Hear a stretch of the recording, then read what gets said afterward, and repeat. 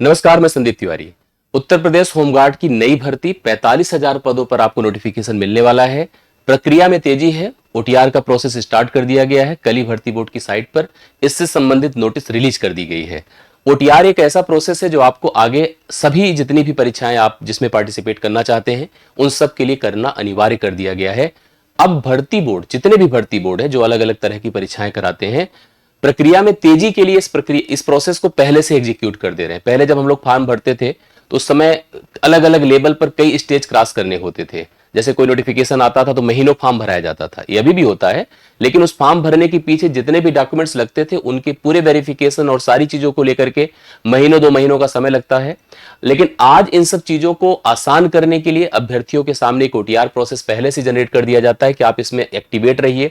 अपने पूरे document verification, अपनी पूरी प्रॉपर पर्सनल डिटेल जिसमें ईमेल आईडी से लेकर के आपका नाम, फोन नंबर, मोबाइल, आपका आधार, आपका ईमेल, सब कुछ एक्टिवेट होना चाहिए। ये जरूरी प्रोसेस है और इसको आप अभी से डन कर लें। बाद में पछताना पड़ता है कि हमने गलती कर दी, और इसको प्रॉपर अभी से स्मूथ एकदम कूल काम होकर के एकदम एग्जीक्यूट कर दीजिए।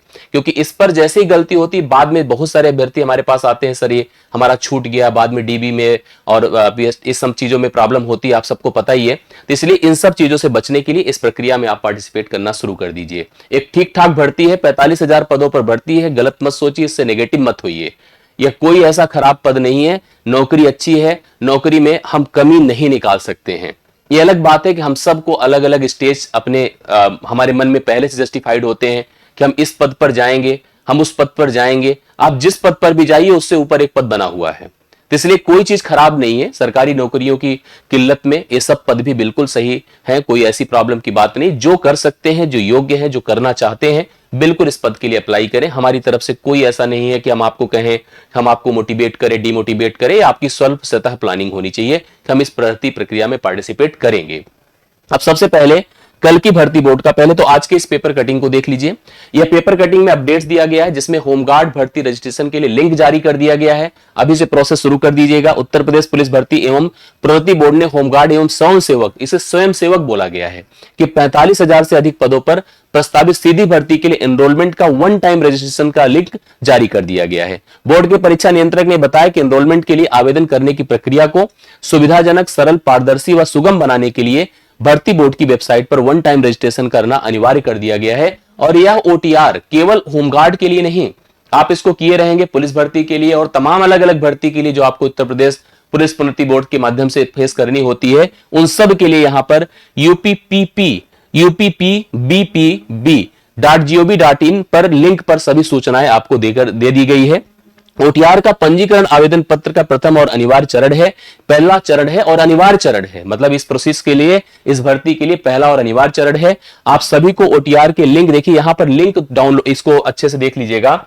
यह आपको कोई दिक्कत नहीं है। आप कुछ चीजों की अवेयरनेस रखिए और चले जाइए साइबर कैफे। 5-10 रुपए में लोग इस सब प्रोसेस कर देते हैं।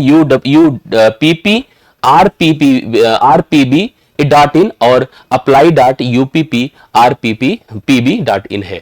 अब आप इस बात को थोड़ा सा लेकर चलता हूं मैं आपको इस प्रोसेस के लिए सीधा सीधा भर्ती बोर्ड की साइट पर। देखिए, ये आपकी साइट का वह प्रोसेस है। जब आप नोटिस वाले सेक्शन में जाते हैं, जब इस वेबसाइट को ओपन करते हैं, तो यहां पर आज भी कई सारी नोटिस थी। ये आपकी कल की नोटिस है, और जब मैंने इसको ओपन किया तो आप देख रहे हैं कि यह आपको नोटिस प्राप्त होता है। इस नोटिस को डिटेल से अच्छे से पढ़ लीजिए, ध्यान से देखिए। कल को ऐसे ही मतलब आपको नोटिस मिले और आपके ज्वाइन लेटर्स मिले तो कितना अच्छा रहेगा। होमगार्ड एवं स्वयं सेवक, मैं आपको एकदम क्लियर करते हुए बताता हूं सारी चीजों को। होमगार्ड स्वयं सेवक के एनरोलमेंट 2025 सूचना विज्ञप्ति है। ये ओटीआर प्रोसेस है, ध्यान से देखिए, वन टाइम रजिस्ट्रेशन प्रोसेस है। इसको आप सभी लोग ध्यान से देखिएगा। यहां पर बताया गया कि उत्तर प्रदेश, पहले अच्छे से देख लीजिएगा, 7 तारीख का नोटिस है।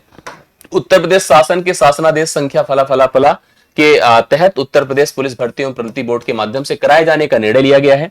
अभ्यर्थियों के व्यापक हित में एनरोलमेंट हेतु आवेदन प्रक्रिया के लिए सुविधाजनक, सरल, पारदर्शी और सुगम बनाने के लिए one time registration OTR process करना अनिवार्य कर दिया गया है। करेक्ट है? यस। अभ्यर्थी को बोर्ड की वेबसाइट, देखिए बोर्ड की वेबसाइट है, इसी सबको फॉलो किया करिए, फालतू की इधर उधर चीजों को फॉलो मत करिए। इन वेबसाइट्स के लिंक नोट कर लीजिए। UPPBPB.gov.in, इस पर नियमित जो अपने लिंक है। apply.UPPRPB.in फला, जब आप जाएंगे तो वैसे भी लिंक रिडायरेक्ट हो जाता है, आप सीधा वहीं पर पहुंचा देगा आपको।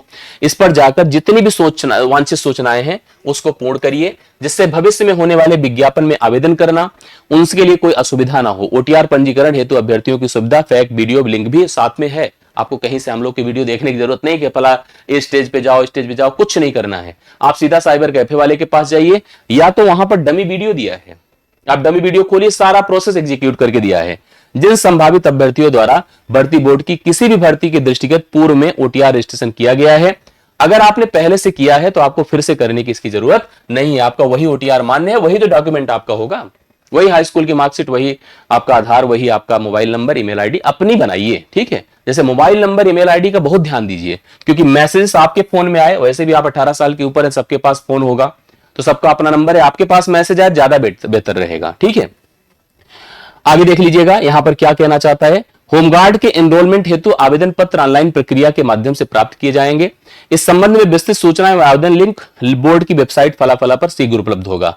अभ्यर्थियों से अपेक्षा की जाती है नवीनतम अपडेट एवं अपग्रेडेड या अग्रेतर निर्देशों या महत्वपूर्ण निर्देशों हेतु इसकी वेबसाइट को लगातार फॉलो करते रहें।